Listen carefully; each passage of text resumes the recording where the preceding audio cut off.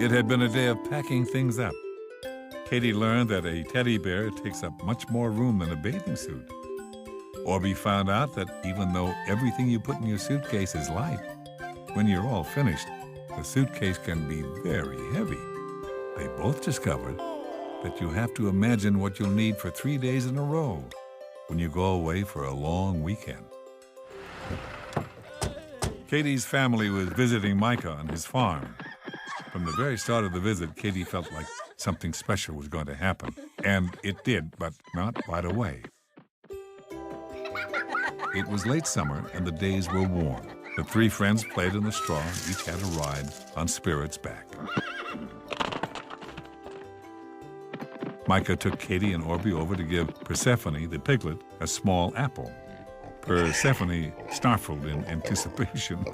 Her nose wiggled, tipped up, and her mouth opened. Katie giggled so hard she couldn't hold the apple out, so Orbie fed the apple to Persephone, who chomped it up joyfully. Then Orbie snarfled and snorted, just like the piglet. They splashed in the creek and tried hard to find a perfect round stone in the creek bed. Katie did a splash dance in the shallow water. She kicked the water up high in the air, and the drops of water sparkled in the sunlight as they rained down around her. Orbie did a tap dance that made him really wet.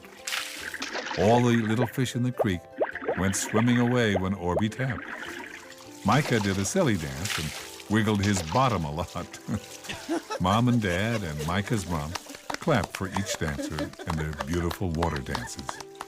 The water dances were incredible fun, but Katie had this inkling, twinkling feeling inside her that there was something else, something special coming. Next, they went on a kindling hunt in the woods near Micah's house. As Mom showed Katie and Orbie what kindling looked like, Micah came up behind her with an armload full. The reason they were collecting kindling was because after their barbecue dinner, they were going to have a campfire and roast marshmallows. Everybody was excited. The sky behind them was orange, pink, and electric-looking as they walked back to the house, arms filled with kindling. The coals of the barbecue were heating up. The day was coming to an end, and hungry was rumbling around in their tummies. Supper was delicious, and Katie, Orbie, and Micah pretended to be waiters, clearing the tables when it was all finished. Micah's mom brought out a cake with sparklers on it. It wasn't anybody's birthday, so Katie and Orbie were a little confused, but Micah stood right up on the bench of the picnic table, spread his arms out wide, and with a smile that crinkled his whole face, he told them it was a "We're glad you're here" cake. Everybody laughed and clapped because in the dark, the cake really looked spectacular, and they were all glad to be there. Of course, you couldn't blow the sparklers out, so you got to enjoy them to the last second when they burned to darkness. The cake was special, but Katie felt that something even more special than cake was coming. It was getting cooler out, so Micah and Orbie brought warm sweaters out for everybody. Dad lit the bonfire, and everybody saw how their kindling helped start the big log.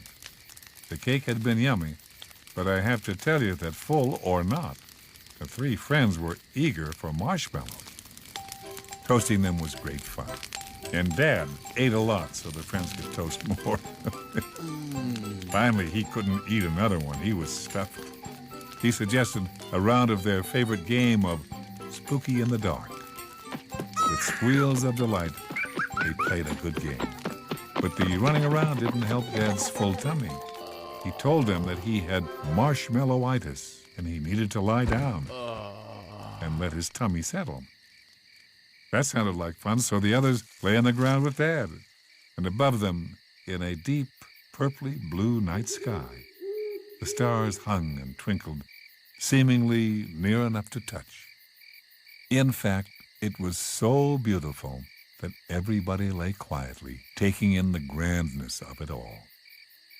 And I have to tell you at that moment the special thing, the very special thing that Katie knew would happen, happened.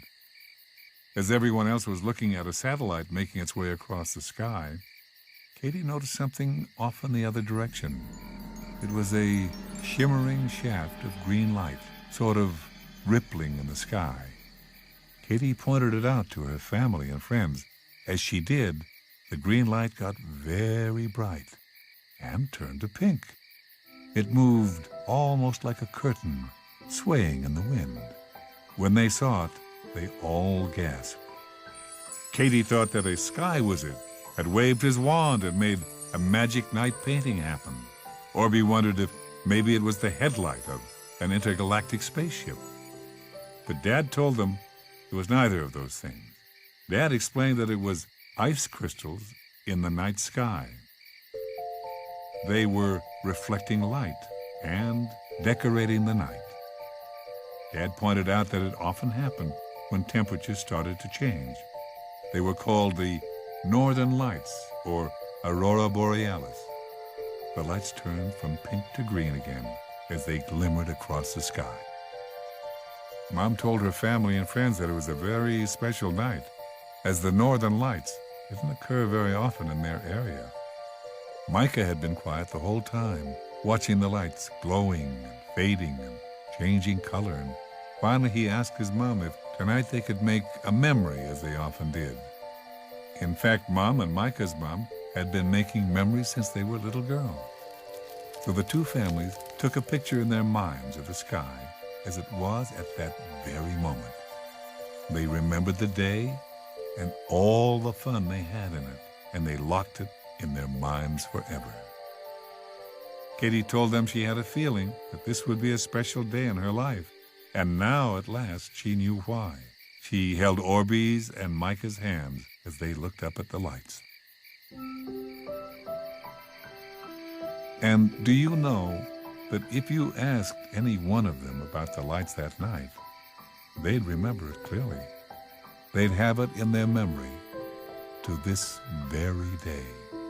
And I know if you have a special day, you'll be able to take a picture of it in your memory too, and remember it forever, just like Katie and Orbie.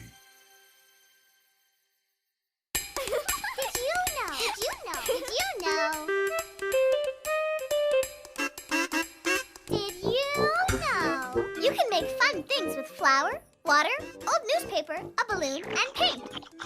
Mix flour and water until it's like glue. Drag some strips of newspaper through. Place them evenly on your balloon. When it's dry, paint it.